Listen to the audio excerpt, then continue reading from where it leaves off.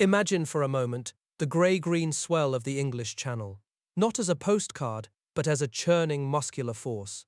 It is the 6th of June 1944, and the dawn has barely begun to bleed light over a heaving seascape. Inside the turret of an M4 Sherman tank, the air is thick with diesel fumes and the sharp, acidic tang of fear. This is not a vehicle ploughing across a field. It is a 30-ton steel box held afloat by a fragile canvas screen, a Donald Duck skirt that now snaps and groans as waves crest well above the 6-foot limit its designers ever imagined. The mechanical scream of the twin propellers is lost in the howl of a Force 4 gale. Through the periscope, the view is a sickening lurch of grey water and spray. The tanks were launched nearly 3 miles from the shore of Omaha Beach, an act of sheer desperation or clinical miscalculation. As each wave punches the canvas, the welded seams begin to weep, then tear. The thin metal struts, designed for a calm lake, buckle under the repetitive hydraulic pressure of the Atlantic. Inside, the commander feels the floor tilt, not the pitch of a swell, but the slow, irretrievable list of a vessel taking on water. The canvas bucket collapses inward, and the sea rushes over the turret ring with the force of a flash flood. 30 tons of steel, firepower, and hope slip beneath the surface with terrifying speed. In those fatal minutes, 16 such tanks vanished into the deep, sinking before they could fire a single shot. Crews struggled against the rush of icy water, clawing at hatches against the crushing weight of the ocean. It was a catastrophe born not just of bad weather, but of a technological gamble that had placed an elaborate, fragile piece of marine engineering onto a vehicle built for land war. But to understand why the United States sent tanks swimming into rough seas in a canvas bucket, you must look back 2 decades earlier, to a time when the very concept of a floating tank was considered a madman's fantasy, a rickety contraption built not by admirals, but by a lone, eccentric genius racing cars along the New Jersey shore. The man was J. Walter Christie, and in the summer of 1921, his obsession took physical form at the Sun Shipbuilding Company in Chester, Pennsylvania. The vehicle that emerged was a 6-ton shell, a shallow boat-like hull fitted with his convertible wheel and track suspension, protected by a 1/4 inch of armor, and notably carrying no large weapon. The following year, Christie rebuilt it completely, rearming the hull with a French M1897 75mm gun, which pushed its weight to 7 tons and earned it the unwieldy official designation Combined Wheel, Caterpillar and Self-Propelled Floating Type 75mm gun motor carriage. This was no mere landing craft.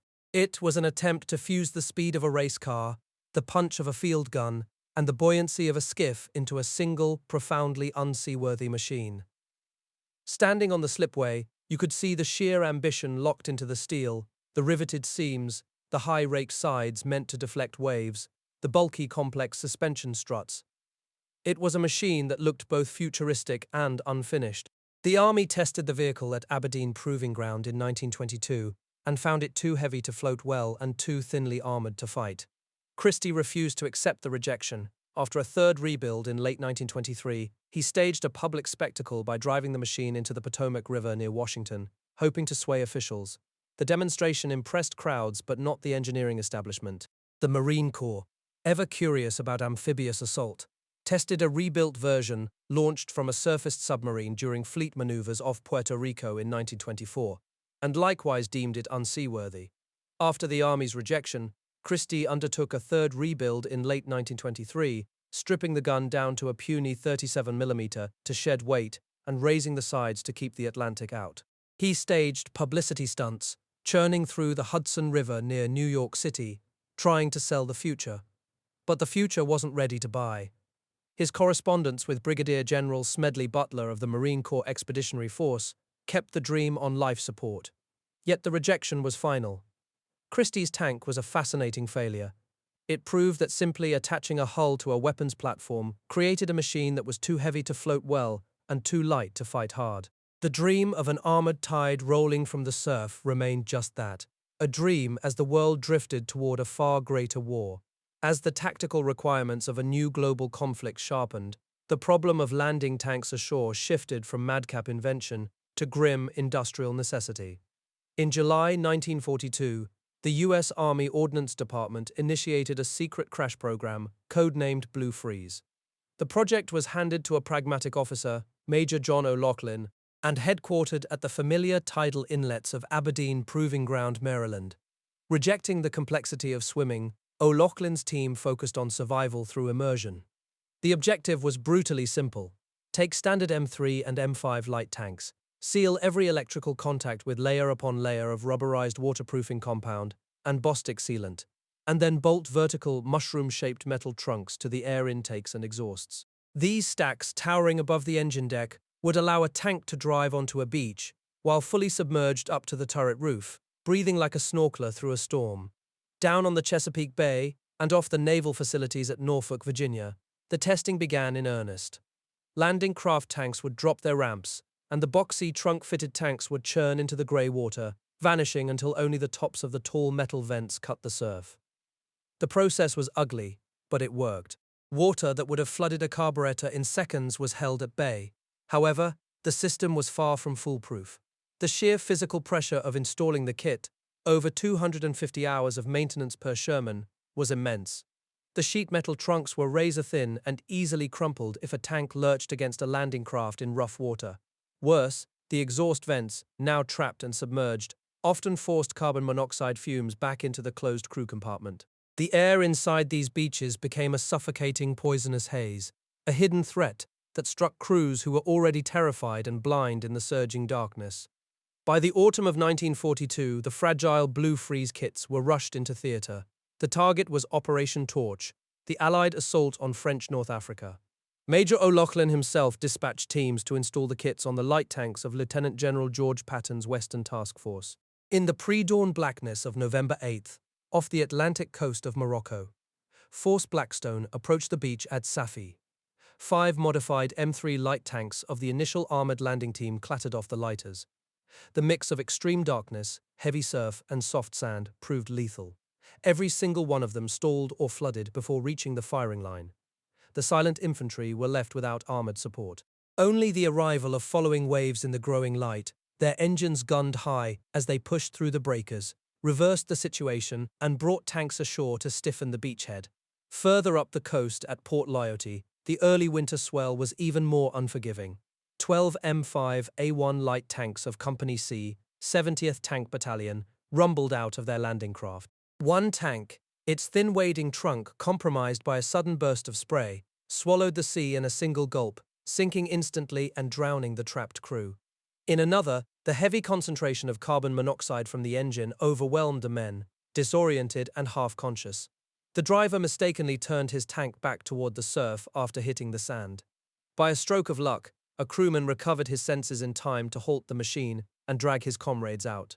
The system had exposed its brutal weakness. The blue freeze kit could get a tank onto a beach, but it could not guarantee the survival of the men inside. It was effective, but imperfect, a step away from the pure madness of Christie's seafaring tanks, but a step that had established a new baseline for amphibious warfare. The summer of 1943 finds the U.S. Army in North Africa digesting the hard lessons of Operation Torch. The blue freeze kits did their job, but the complaints from tank crews are consistent and sharp.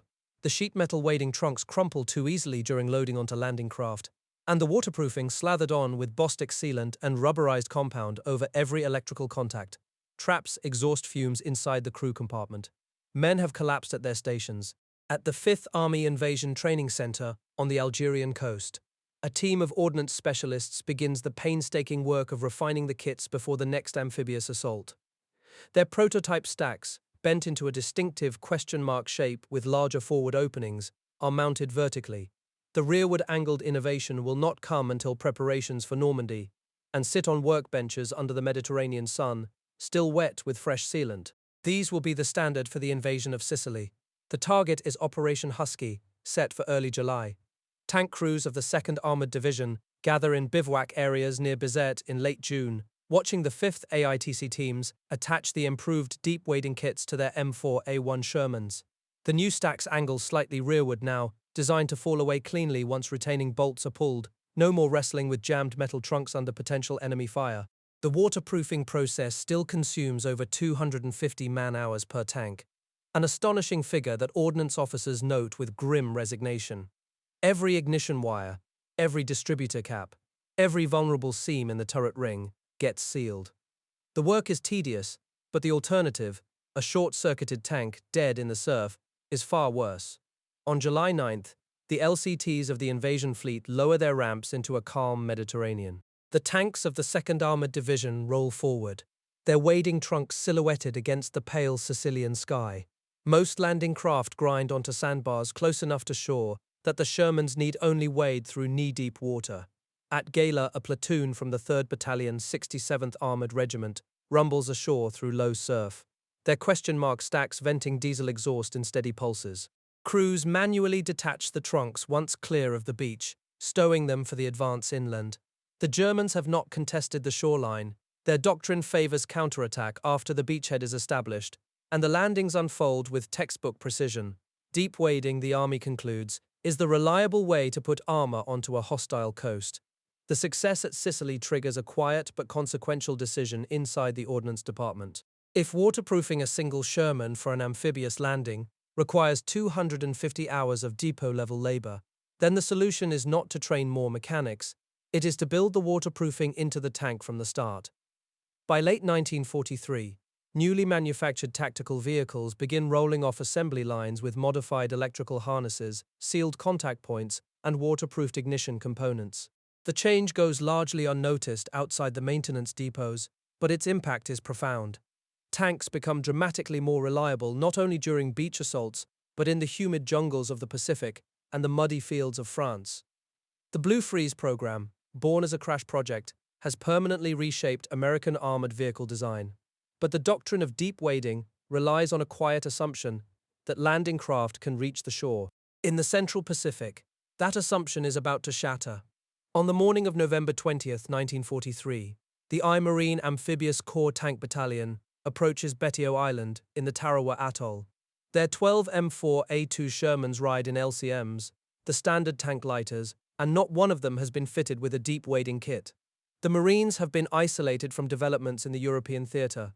The supplies of Bostik sealant and sheet metal stacks have not reached them. They rely on a simpler precaution: grease packed into the lower hull recesses and on the expectation that the LCMs will deposit them directly onto dry sand. Instead, the LCMs of the first wave grind to a halt against an unseen coral reef, still 1,200 yards from the beach. The coxswains have no choice. They drop their ramps and order the tanks into the water. The 6 M4A2 Shermans of 1st Platoon Company C, assigned to Beach Red 1, lurch forward into waist-deep surf. As the tanks begin their slow crawl toward the shoreline, the drivers see something ahead that no training exercise ever simulated: a thick carpet of wounded and dead Marines, floating in the shallows, stretching across the entire landing zone. To avoid crushing their own comrades, the tankers veer hard to the flanks of the approach route. The diversion is fatal. Moving into deeper, uncharted water, 3 of the Shermans flood their engine compartments. Their electrical systems never sealed against immersion, short out in cascading failures. One more tank, maneuvering blindly through the churning surf, plunges into a massive shell crater carved by the pre-invasion naval bombardment and vanishes beneath the surface. Engines choke, tracks spin uselessly, and the tanks settle into the coral sand. Of the 6 M4A2s that entered the water with 1st Platoon, only 2 crawl onto the smoking shore of Beach Red 1. The carnage repeats at Beach Red 3. 8 more M4A2 Shermans from 2nd and 3rd Platoons drop into the lagoon under intense Japanese fire from entrenched coastal guns. Machine gun rounds spang off their hulls as they wallow through the deep water. Engines drowned, electrical systems fail. By the time the firing slackens on the evening of D-Day, only 3 of those 8 tanks have reached the fighting. Across the entire battalion, 4 medium tanks remain operational out of the 12 committed to the assault. The light tank companies fare no better. 4 LCMs carrying M3A1s of 2nd Platoon Company C, 2nd Marine Tank Battalion are sunk outright off the beach, and not a single light tank sets tread on Tarawa until the following day. The lesson of Tarawa burns through the Pacific command structure with the speed of a signal flare. A coral reef, invisible on pre-invasion charts, has stopped an entire armored assault cold. Tanks without deep wading kits are coffins in the surf. Within weeks, Marine Ordnance officers are improvising their own wading stacks from 55-gallon steel drums, and the first standardized Army deep wading kits begin arriving in the theater. The disaster has also planted a seed far away at Aberdeen Proving Ground, where a colonel named Scott Ritchie is already studying more radical solutions. rigid steel pontoons, foam-filled flotation cells, and a device that will eventually carry a Sherman tank across the reef-bound shallows of Okinawa. But that innovation belongs to another year and another ocean. In the first days of November, the war in Europe is still a year and a half from its final convulsion. But the men planning the invasion of France are already wrestling with a single maddening question. How do you put a 30-ton tank onto a defended beach when the landing craft cannot touch the shore? In London, the deputy commander of Cossack, Brigadier General Ray Barker, walks into the office of Major General Henry Saylor, the U.S. Army's chief ordnance officer in the European theater, and lays out a stark requirement. The Allied plan, shaped by the bloody failure at Dieppe in 1942, now demands a swimming tank, and the Americans need 199 of them. The British already have a candidate, the duplex drive tank, its buoyancy provided by a collapsible canvas screen that rises around the hull like a floating canvas bucket. Barker's proposal triggers a cascade of urgent briefings through the first weeks of November. On the 7th, the issue reaches Lieutenant General Jacob Devers, the commanding general of U.S. Army forces in Europe before Eisenhower's arrival. Devers knows armored warfare intimately. He commanded the armored force during its formative years, and he is not a man easily impressed by unproven gadgets. Devers refuses to endorse the program on the spot. No one on his staff has seen the DD tank operate, and neither has Lieutenant General Omar Bradley, whose first U.S. Army will actually use the machines. So a series of demonstrations is arranged, beginning on November 17th. The tanks swim, their propellers churning, their canvas screens holding back the grey English Channel waters. Devers watches, his skepticism only partially softened by the display. The design strikes him as fragile, a canvas bucket holding 30 tons of steel. But the calendar is a tyrant. With the invasion window narrowing, Devers agrees to sponsor an emergency action to expedite American production. On November 28th, General George C. Marshall, the Army Chief of Staff, formally approves the program and stamps it with a AAA priority rating, a classification almost never assigned to tank production. The entire American DD tank effort will unfold in less than 5 months, a schedule that leaves no room for error and no margin for fundamental redesign.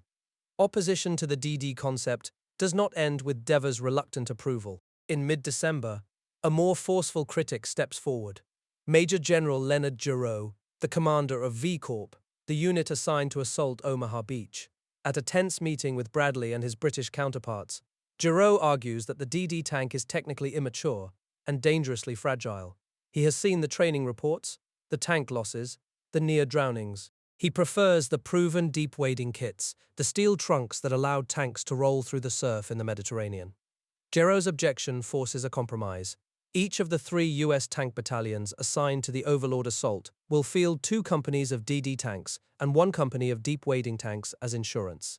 The light tank companies are stripped of their crews to fill out specialist platoons. The 741st Tank Battalion, the 743rd, and the veteran 70th all are pulled from their parent divisions and isolated under the 3rd Armored Group for secret intensive training. They will not see their regular infantry counterparts again until they are aboard the invasion ships. Meanwhile, across the Atlantic, the production machinery is grinding to life in Ohio. The Firestone Tire and Rubber Company in Akron becomes the lead plant, supported by 3 other manufacturers. But the engineering drawings from the British firm Metro Camel are incomplete and relate to a Sherman variant the Americans do not use. For nearly 2 months, the program stalls while complete plans are assembled and shipped. It is not until the end of January 1944 that the final drawings arrive, and by then the conversion effort has already shifted to the United States. On a cold January day at Fort Story, Virginia, the first American DD pilot vehicle, built with British-supplied components and assembled at Firestone, enters the water for trials. It sinks. The canvas screen tears, the hull floods, and the tank vanishes beneath the surface. The news is grim but not unexpected. Production proceeds anyway, the engineers making hurried modifications. The initial batch of 15 completed DD tanks leaves the Lima tank plant on February 24th, less than a month after the final drawings landed on their desks. These tanks are M4A1 Shermans, cast hull machines armed with the short 75mm gun. The conversion adds a collapsible canvas screen supported by a frame of rubber tubes and metal struts, plus twin propellers driven off the tank's own engine. When the screen is raised, the tank looks like a bizarre hybrid of warship and tractor. The crews who will eventually ride them into combat will christen them Donald Duck tanks, 30 tons of steel in a canvas bucket. They joke, the humor thin and brittle. The first 15 tanks reach England on March 10th. They are needed immediately to start training the 3 US tank battalions, and they arrive without the additional splash curtain that later production vehicles will carry. The Lima plant completes the entire order of 350 DD tanks by mid-March, a staggering industrial achievement that has compressed months of engineering into mere weeks. But the speed of production has left no time to remedy the design's fundamental fragility. On March 15th, a special tank school opens near Slapton Sands on the Devon coast. The commander is Major William Duncan of the 743rd Tank Battalion, and the Navy liaison who will shape the program's destiny is a young lieutenant, junior grade, named Dean Rockwell. Rockwell commands the LCT unit that will deliver the DD tanks to the beach on invasion day, and he takes his responsibility with absolute seriousness. He knows that launching a tank into the sea is not a training exercise, it is a controlled emergency. The training regime is brutal and relentless. Over the following weeks, the school conducts more than 500 launches from shore and over 1,200 launches at sea from LCTs. The tanks churn through the cold channel waters, their canvas screens straining, their crews sealed inside steel boxes with only a narrow view of the grey horizon. 3 tanks sink during these exercises. 3 crewmen die. Their bodies are recovered, their names added to the secret casualty lists, and the training continues. 6 more tankers are overcome by carbon monoxide asphyxiation, the exhaust fumes backing up into the crew compartment during long sea approaches.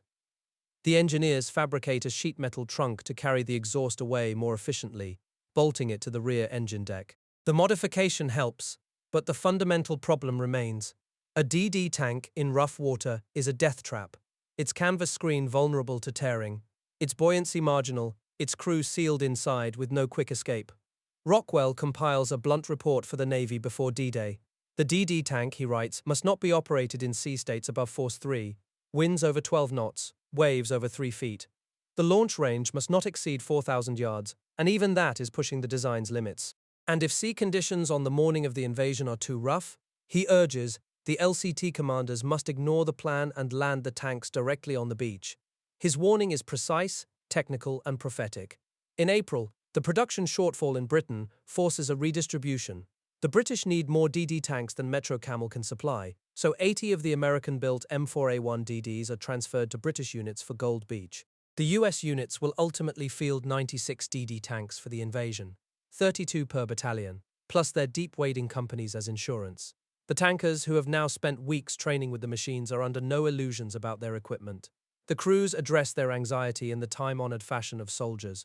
They overload their tanks with ammunition, cramming an extra 60 to 100 rounds of 75mm gun shells and other supplies into every available space. The extra weight adds more than a ton weight that pushes the tanks deeper into the water, that strains the canvas screens and the rubber welds, that narrows the already razor-thin margin between buoyancy and sinking. It is a desperate gamble, traded for extra firepower on the beach. By late May, the final rehearsals are underway. The deep-wading tanks are fitted with the new 1944 pattern stacks, the question mark trunks angled slightly rearward so they detach more cleanly once ashore. Dozer tanks Shermans fitted with bulldozer blades are converted from the assault gun platoons. The 743rd Tank Battalion practices with Rockwell's LCTs, the tank commanders and boat coxswains learning to read each other's signals through the spray and the noise. The invasion instructions are explicit. The DD tanks will be launched ahead of the first infantry wave, their screens raised, their propellers biting into the surf. Once they reach the shore, the crews are supposed to leave the rear portion of the screen erect, using it as a shield against the waves while they fire on the German bunkers from the water. The tactic was born at Dieppe, refined in theory, and never tested under fire. Now, in the crowded camps of southern England, the tankers commit it to memory and try not to think about the Channel weather. In the final days before the invasion, the 3 tank battalions seal themselves inside guarded compounds. The 741st, the 743rd, and the 70th, they are no longer ordinary armored units. They are the spearhead of the amphibious assault, the first American tanks that will touch French soil since 1940, and their survival depends on a canvas screen, a pair of propellers, and the hope that the sea will lie flat on the morning of June 6th. The night of June 5th bleeds into a grey, churning dawn over the English Channel. The LCTs of Assault Group 01 grind toward the eastern edge of Omaha Beach, their decks pitching in a force 4 gale that has whipped the sea into a chaos of whitecaps and spray. On board the landing craft, the crews of 16 DD tanks from Company C, 741st Tank Battalion brace themselves against the lurch of the hull. Their canvas screens already raised in the pre-dawn darkness, waves of 4 to 6 feet slam against the steel hulls, far beyond the gentle swells for which these fragile swimming tanks were designed. At approximately 0530, the LCTs heave to and lower their ramps. The launch range is nearly 5,000 yards from shore, far beyond the planned 10-minute approach window, and the sea state has forced a deviation from the original timeline. Captain Charles Young, the commander of Company C, has agreed with his Navy counterpart that the risk is worth the gamble. The first DD tank growls down the ramp, its twin propellers biting into the water, and immediately a wave crests over the canvas screen. The rubberized fabric, stitched and sealed with rubber welds, begins to shudder under the hydraulic pressure. Within minutes, the disaster unfolds. Screen after screen collapses, first a slow buckling of the reinforcing struts, then a sudden violent tear, and 30 tons of steel vanish beneath the surface. Some tanks manage to chug forward for 1,000 yards, their engines roaring against the weight of the sea, before the water finally rips the seams apart and the hulls flood. Coast Guard craft dart through the debris, hauling soaked, gasping crewmen from the water. But every single one of the 16 tanks from Company C sinks off Fox Green Beach. Not a single shot from those guns will be fired in anger that morning. The crews are alive, shivering in rescue boats, but their machines are gone, a whole armored company erased before it could touch sand. The after-action report will record the decision of both commanders as a calculated risk, but the sea has cast its pitiless verdict. It is a catastrophe born of fragile technology and a fatal misjudgment of the channel's temper. On the western side of Omaha, a different decision is being made in the same heavy seas. Lieutenant Junior Grade Dean Rockwell, commanding LCT 535 of Assault Group 02, watches the waves slam over his bow and thinks back to the blunt report he filed after the Slapton Sands training. The warning that DD tanks should never be launched in conditions above Force 3. He turns to the Army officer beside him on the bridge, Captain Ned Elder, commander of Company B, 743rd Tank Battalion. Rockwell delivers his assessment in a few flat words. The seas are too rough. He will not launch the DD tanks. He will take the LCT straight to the beach. Elder, a practical man who has trained his crews in these same fragile machines, does not hesitate. He accepts Rockwell's judgment. At 0629, LCT 535 grinds onto Dogwhite Beach, the first craft in the first wave to touch down on the western flank of Omaha. Behind it, the other LCTs of Assault Group 02 follow the same course, their DD tanks still secure on deck. Rockwell's bold, technically disobedient choice saves 32 DD tanks from the fate that swallowed Company C. Within moments, the tanks begin to rumble off the ramps and into the surf, their skirts erect, their guns seeking targets. Among the first tanks to crawl ashore is the one commanded by Sergeant George Geddes of Company B, 741st Tank Battalion. He is already an anomaly. One of the few from the Eastern Assault Group to have landed alive, thanks to the decision of his own LCT commander to launch closer in. Geddes surveys the beach through his periscope and spots a deadly threat. The German 88mm bunker at strongpoint WN62, enfilading the entire sector with armor-piercing shells. He traverses his turret, lays the 75mm gun onto the narrow embrasure, and fires. The round punches through the concrete opening and detonates inside, silencing the gun that was turning the beach into a killing ground. Further east, on the bluffs above Easy Red, another DD tank from the same shattered battalion is doing equally vital work. Sergeant Turner Shepard has also made it to shore, his tank dripping water, his screen tattered but still partially erect. From his position, he can see the flashes of 2 German 75mm field guns dug into emplacements on Engineer Hill, their shells arcing down onto the infantry struggling below. Shepard fires twice, methodically, each round finding its mark. The bunkers fall silent. The sector where a platoon of the 16th Infantry will become the first to break out of bloody Omaha is suddenly, decisively, clear. A single tank, well handled, has altered the geometry of the battle. At Utah Beach, The same rough weather has delayed the arrival of the DD tanks from the 70th Tank Battalion. The plan had called for them to land ahead of the infantry, but the heavy chop forces the LCT commanders to close the range and launch late.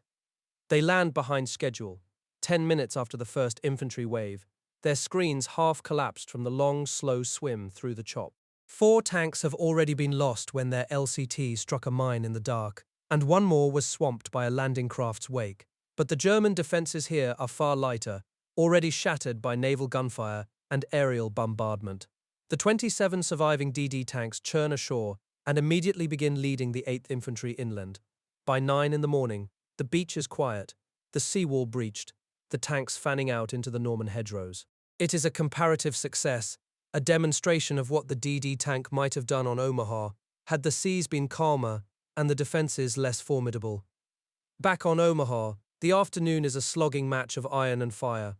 The surviving tanks of the 741st and 743rd Battalions punch rounds into bunkers, their movements constricted by the rising tide and the sheer cliffs that seal the beach. By nightfall, the 741st Tank Battalion has only 3 tanks still in action, with 2 more under repair. 48 Shermans lie disabled or sunk, an appalling toll.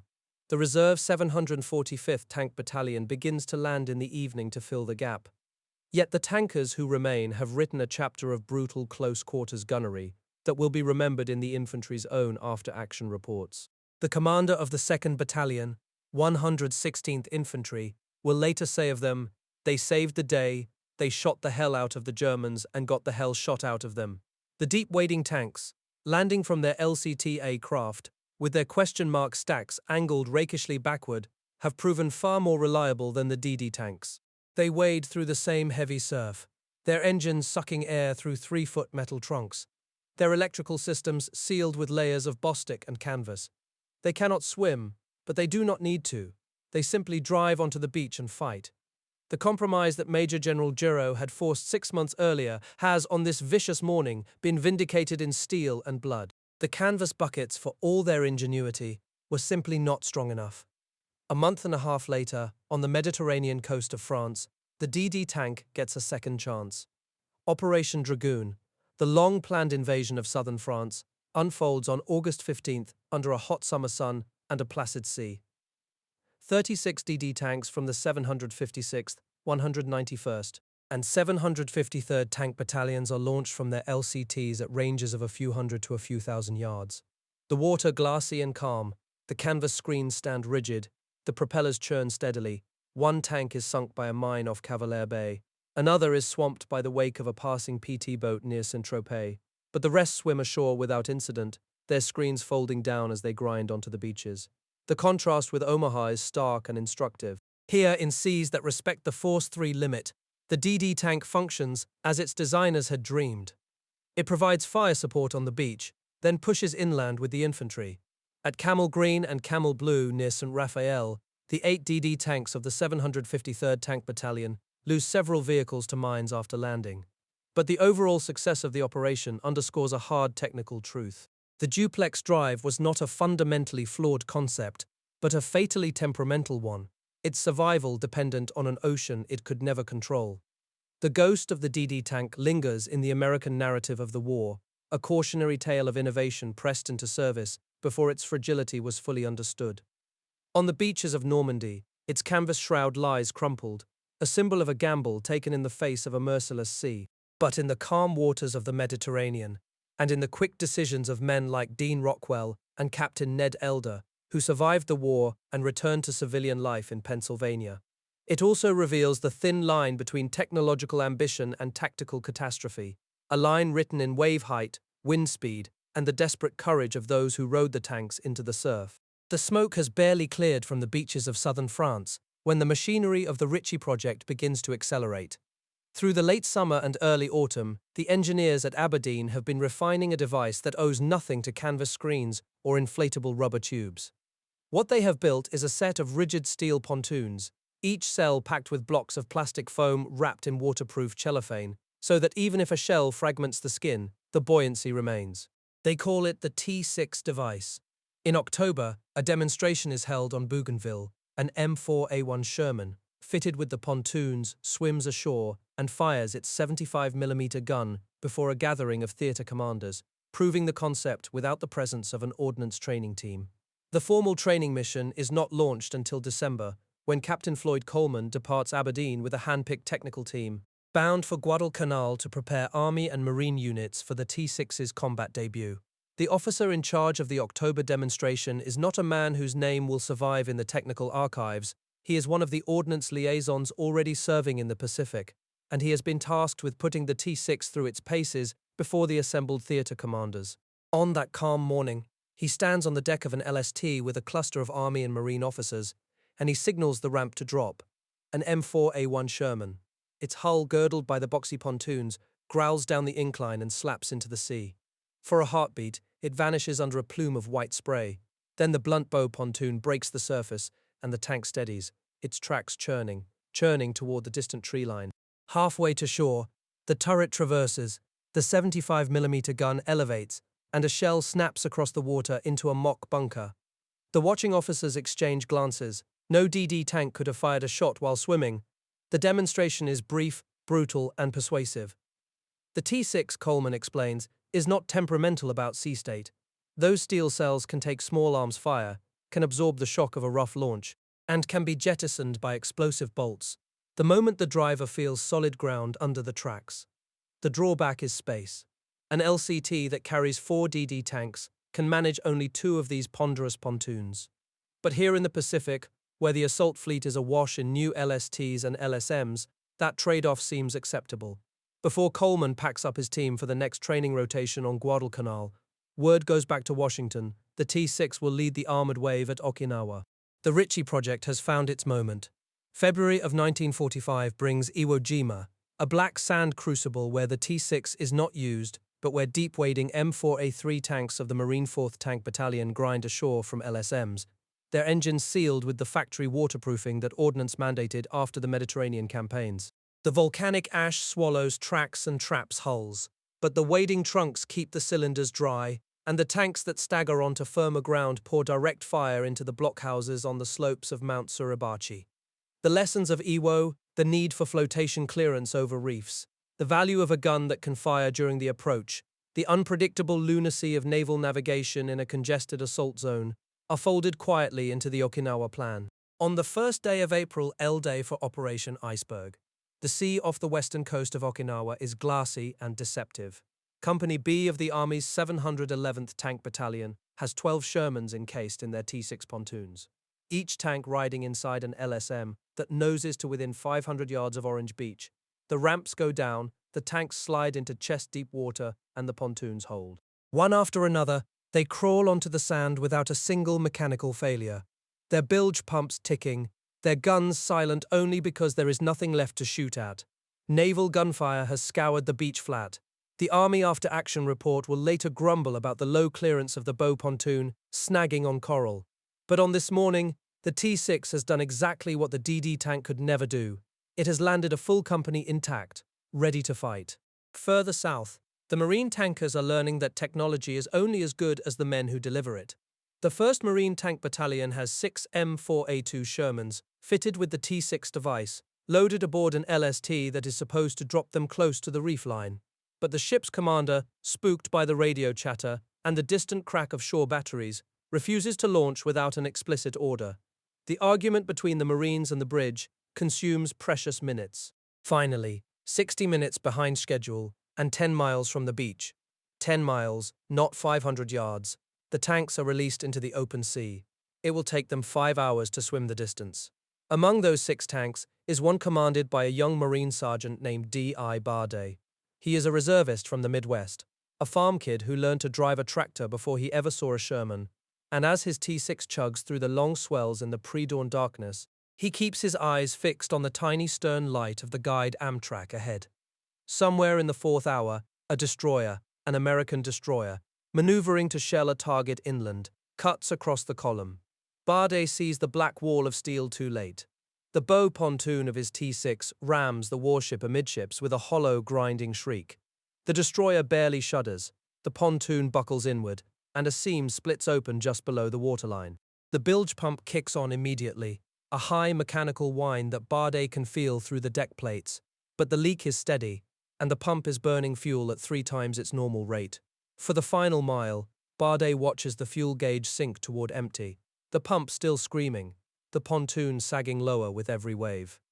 His tracks touch sand a few dozen yards from the beach, and then the engine coughs, the pump dies, and seawater pours into the pontoon cells.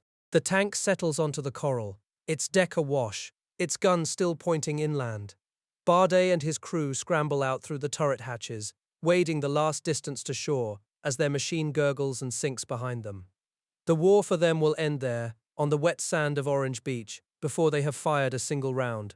Not all the Marine landings go so badly. The 6th Tank Battalion, launching from a different LST that knows its business, puts a dozen T-6 tanks into the water at the correct range. They cross the reef west of Yonton Air Base without snagging, their bow pontoons riding just high enough to clear the coral heads. One tank is fitted with a dozer blade, and it scrapes a path through a sand berm for the infantry. By H-hour plus 29 minutes, the battalion is ashore and rolling inland, its dozer tank and gun tanks working in tandem. The Japanese have withdrawn from the beach. They learned the lesson of Tarawa and Saipan, and they have chosen to fight from caves and reverse slopes deeper on the island, so the T-6 tanks meet no heavy resistance at the waterline. Their success is quiet, technical, unglamorous. And it is precisely the kind of success the Ritchie engineers had hoped for.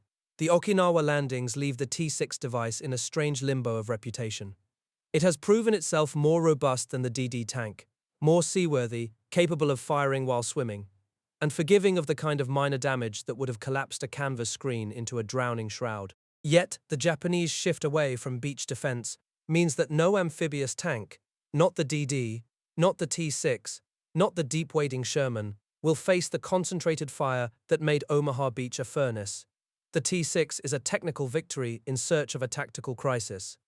The planners for Operation Downfall, the invasion of Kyushu scheduled for later in 1945, pencil it into the first wave by the hundreds. But the war will end before that invasion ever sails. When the shooting stops, the men who built and fought these strange amphibious machines scatter into ordinary lives. Captain Floyd Coleman returns to ordnance work, his quiet expertise absorbed into a peacetime army that is already turning its attention to the next war. Sergeant D.I. Bardet, the Marine who rammed a destroyer with a tank and walked away, goes home to the Midwest. The records are silent on whether he ever drove a tractor again. Lieutenant Dean Rockwell, the Navy officer who refused to launch the DD tanks at Omaha and saved 32 Shermans by sheer force of judgment, fades from the official histories, though his decision remains a textbook case of tactical prudence. The tankers who crawled ashore on Easy Red, George Geddes and Turner Shepard, survived the war, their names preserved only in the yellowing after-action reports of the 741st Tank Battalion. The specific fates of most are not recorded in the technical archives. They were citizen soldiers, and when the war ended, they went back to being citizens. Ned Elder returned to Pennsylvania, his decision on the bridge of LCT 535, a quiet memory he carried into a long post-war life. The legacy of the American amphibious tank program is written in 2 materials, canvas and steel. The canvas screen of the duplex drive tank was a leap of imagination, an attempt to make 30 tons of iron float on a curtain of fabric and air. It worked sometimes in the right conditions, and it failed catastrophically when those conditions turned ugly. The steel pontoons of the T-6 device were the opposite impulse, a refusal to trust the sea, an insistence on building something that could take a hit and keep bobbing. Neither design was perfect. Both were pressed into service before their flaws were fully understood. But the arc from Christie's floundering prototype in 1921 to the T-6 tanks grinding over the Okinawa Reef is a record of stubborn American pragmatism, of engineers and tankers learning, at great cost, that the difference between a successful landing and a drowned crew often came down to a single seam, a single weld, a single decision made in the dark by a man who understood what the machine could and could not do. The question was never whether a tank could swim. The question was always at what price, and under whose judgment. We have told this story because it belongs to the men who lived it, the designers who bent steel at Aberdeen, the factory workers in Ohio who stitched canvas screens under wartime urgency, the young tank commanders who made impossible choices in churning grey water off Omaha and Okinawa.